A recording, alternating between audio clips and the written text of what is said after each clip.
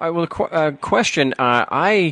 Looks like you guys are probably operating under the same presumption that most governments do, in that you believe that because he's physically in Canada, that the laws of Canada apply to him. I'm not prepared to discuss the legal analysis in regards to the charges against Mr. Those are issues to be decided by the court. If Mr. Is of the opinion that the court does not have jurisdiction to deal with these matters. Well, as the prosecutor, you would not have filed the complaint and pursued the complaint if there was not evidence of jurisdiction, correct? I have reviewed the file. I am prepared to proceed, and any issues in relation to jurisdiction are matters to be decided by the court. Okay. And you believe that there's evidence proving that that the court does have jurisdiction? As I said, those are matters to be decided by the court. If Mr. would like to suggest that there is not evidence of jurisdiction, that will be raised at the trial. Well, actually, that's a pretrial issue as well as a trial issue. So let me ask you, if Mr. would like to have another pretrial, I'm happy to schedule one. Mr. Can advise me of his availability, and we can bring it back in front of the court and discuss those issues in front of a judge. All right. But prior to something like that, okay, considering what you may or may not have at this particular point, I do know that the way the office does operate, and because I've spoken to enough prosecutors regarding this, including those deputies at the Attorney General's office, that just because he's physically in Canada, you believe that the Constitution laws of Canada apply to him. My question is that, do you have any actual evidence and witnesses with personal first-hand knowledge of that evidence that just because he's physically in Canada, that the laws of Canada apply? Like I said, I'm not prepared to discuss the evidence that I will be leading at trial. Mr. is absolutely able to have a pretrial conference. We can discuss any of these issues. Disclosure has been made to Mr. in terms of the physical material that the Crown is relying on. Yes, and just to clarify that, because I didn't see anything that would indicate that you had a witness with personal first-hand knowledge. I mean, without giving a name, just yes or no, can you at least disclose yes or no or confirm that you do have a witness with personal first-hand knowledge of evidence proving the Constitution and laws apply to him just because he's physically in Canada? I'm not prepared to discuss that. That's a legal issue. It's actually a question of the evidence you're supposed to already have. If Mr. thinks that there is not sufficient evidence, that's an issue to be decided for trial. Okay, but as far as your disclosure, and we'll put this in writing, we'll put it in writing. Can you confirm that you do have a competent witness to establish not only jurisdiction but an essential element of these code violations? There is, I think, at least four counts of the violation of the Canadian Code, of the Canadian laws. So do you have a competent witness that has personal first-hand knowledge to prove that the Constitution laws do apply? What I could advise is that the Crown is proceeding on the basis that there is sufficient evidence, admissible evidence according to the rules of Canadian law, to proceed on these charges, and any legal issues in regarding to the sufficiency of that evidence is an issue to be decided at trial. Well, I'm not asking you necessarily about the sufficiency. You haven't even disclosed to me, yes or no, that you have such evidence. Do you have evidence showing that the Constitution and Code apply to him just because he's physically in Canada? I have not indicated that is my position or what the question of what evidence is required to prove jurisdiction is a question to be decided by the court. Do you have such evidence? What evidence, if any, do you rely on to prove that just because he's physically in Canada that the Constitution laws apply to him? Again, this is an issue to be decided by the court. You're not making the disclosure in order for me or Mr. to even make a rational legal argument of the sufficiency of the evidence, because you're not disclosing what it is. You're not even giving me a yes or no that you have a competent, qualified witness.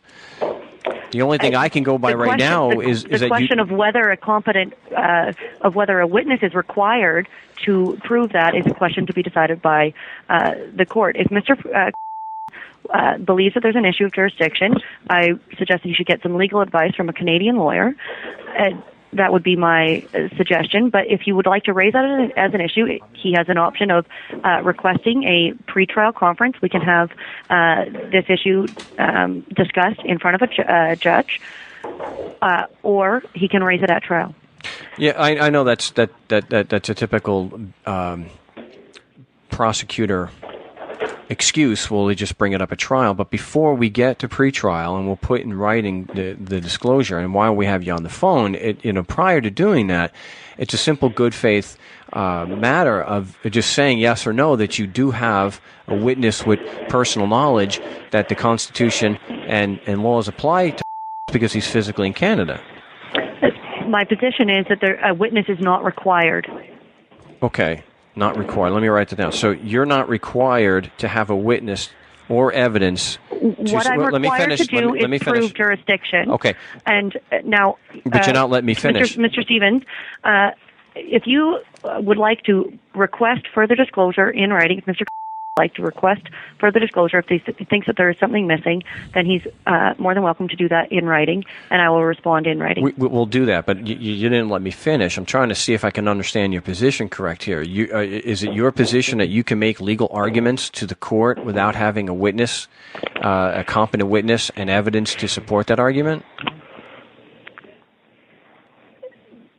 The court can obviously rely on the law in Canada without evidence of that law. That's my question was, is it your position that you can make a legal argument in court and not rely on evidence and a competent witness to support your argument? There will be evidence presented at the trial. You're not answering my question, though. This goes back to what you just said that I wrote it down. You said you're not required. So my question is, just yes or no, is it your position? I'm required to present evidence. That not necessarily need to be through a witness. Okay.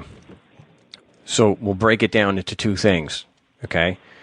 Is it your position that you can make legal arguments without evidence to support? And the second one is, do you believe you can make legal arguments without a witness with personal knowledge to then support the argument? So it's a two-part question. I'm not prepared to further discuss my legal position on what type of evidence is or is not admissible and what is required. I didn't ask you that. If you have further questions, I would appreciate them in writing. We'll do that, but that's not what I asked you. I asked you if I have your position. I understand that, and I'm not prepared to have this discussion. You're not prepared to tell me that I'm accurately writing down your position that you can make a legal argument without evidence. I do not believe that you are accurately recording what I am saying. That's correct. That's why. Okay, so is it yes or no? So we can get a clarification here. Your position is you can make a legal argument in court without evidence to support it. That is not a yes or no question. I'm not prepared to further have this conversation. Wow. I can see why you just want to push it into court so you can just keep avoiding the question and have the judge,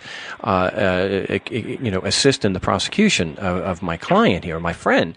It's just a basic, because you said you're not required to have such evidence, and that's why I'm asking you.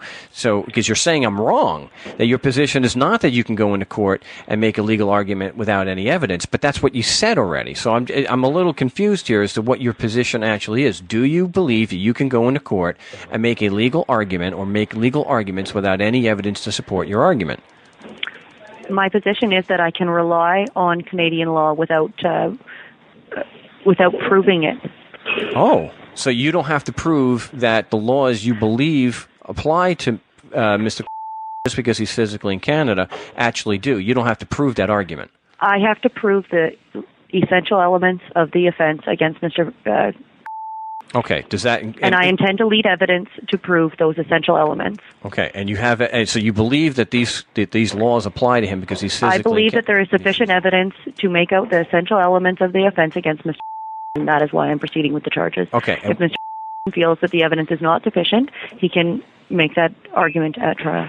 Okay, but we're still at pretrial at this point, so we'll put it in writing. A trial date is set. I get that. We can put in for another pretrial and maybe get a continuance there. But so you believe that you have sufficient evidence, facts, to prove that these laws do in fact apply to him just because he's physically in Canada? That is your interpretation of the reason I believe that they apply to them.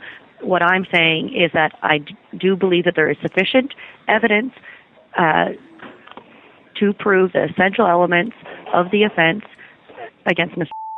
as it's been charged. And you believe, and that's my position. You would agree that an essential element of these code violations, these law violations, that they apply to him in the first place, right? The essential element is jurisdiction.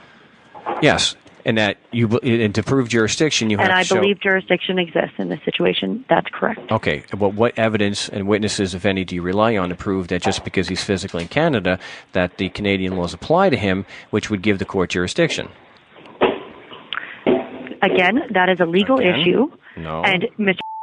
can get legal advice if you would like to raise the position that the laws do not apply to him. My position is that the Income Tax Act does apply in these circumstances, and I'm proceeding with the charges on that basis. But our position is, and I think it, from what you've said so far, is that you don't have sufficient facts and you don't have a witness with competent, with personal. That is not what I said, and you're twisting my words. I'm not twisting your words. I'm not going to continue the conversation. If you have any further requests, you can put them in writing. Okay. I've provided my fax number, Mr.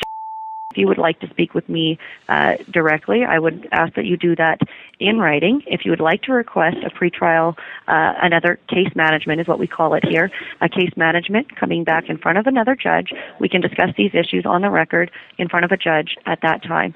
Otherwise, any further requests for disclosure or any questions you have can be put in writing to the fax number that I've provided. Mr.